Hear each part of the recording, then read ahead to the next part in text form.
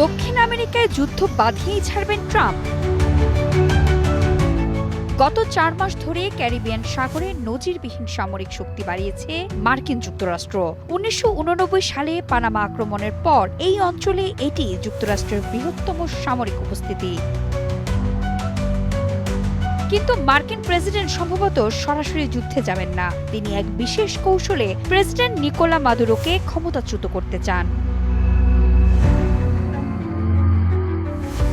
২০২৫-এর August থেকে Venezuela উপকূলে পারমাণবিক শক্তিচালিত সাবমেরিন, বিশ্বের সবচেয়ে শক্তিশালী রণতরী ইউএসএস জেরাল্ড আর ফোর্ড এবং B-52 বোমারু বিমান মোতায়েন করেছে।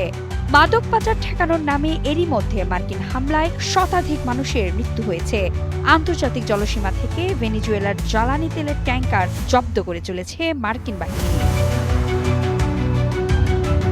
আন্তর্জাতিক জলসীমায় ভেনেজুয়েলা উপকূল থেকে আরও একটি জ্বালানি তেলের ট্যাঙ্কার আটক করেছে। ক্যারিবিয়ান সাগরের বারবাডোসের পূর্ব দিকে জলযানটি আটক করা হয়। ব্রিটিশ সামুদ্রিক ঝুঁকি ব্যবস্থাপনা সংস্থা ভ্যানগার্ড জানিয়েছে, আটককৃত জাহাজটি পানামার পতাকাবাহী সেঞ্চুরিজ বলে ধারণা করা হচ্ছে।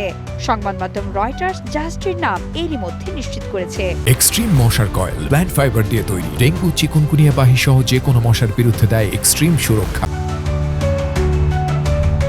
ভেনেজুয়েলার তেল মন্ত্রণালয় এবং রাষ্ট্রীয় তেল কোম্পানি PDVSA এই বিষয়ে কোনো মন্তব্যের অনুরোধে এখনো পর্যন্ত সাড়া দেয়নি। তবে ভেনেজুয়েলার সরকার এই ট্যাঙ্কার আটক করার ঘটনাকে আন্তর্জাতিক দস্যুতা বলে অভিহিত করেছেন।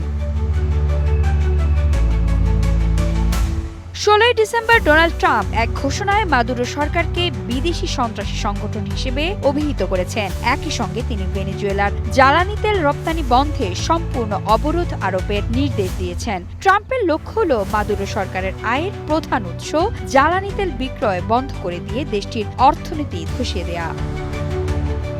ইরান বা রাশিয়ার উপর তেলের নিষেধাজ্ঞা পুরোপুরি কাজ না করলেও ভেনেজুয়েলার ক্ষেত্রে পরিস্থিতি ভিন্ন। এর কারণ দেশটি যুক্তরাষ্ট্রের খুব কাছে অবস্থিত। ভেনেজুয়েলার মতো দেশগুলোকে যুক্তরাষ্ট্র নিজেদের ঘরের পেছনের উঠান মনে করে। পারস্য উপসাগর বা কৃষ্ণ সাগরের তুলনায় ক্যারিবিয়ান সাগরে মার্কিন নৌবাহিনীর একচ্ছত্র আধিপত্য বজায় রাখা তাই অনেক সহজ। আরেকটি কারণ হলো রাশিয়া বা ইরানের মতো ভেনেজুয়েলা কোনো পারমাণবিক শক্তি বা শক্তিশালী ক্ষেপণাস্ত্র ভাণ্ডারের অধিকারী নয়। ফলে মার্কিন নৌ অবরোধ ঠেকানোর ক্ষমতা দেশটির নেই বলে মনে হচ্ছে। ভেনেজুয়েলার ৭০% তেল রপ্তানি হয় শ্যাডো ফ্লিট বা কালো তালিকাভুক্ত ট্যাঙ্কারের মাধ্যমে। এই সরবরাহ ব্যবস্থা ভেঙে পড়লে দেশটির রাজস্ব প্রায় $৮ বিলিয়ন কমে যাবে। বিশেষজ্ঞরা মনে করছেন এর ফলে ভেনেজুয়েলায় মুদ্রাস্ফীতি ৭০০% পৌঁছাতে পারে এবং দেশটিতে তীব্র খাদ্য সংকট দেখা দিতে পারে।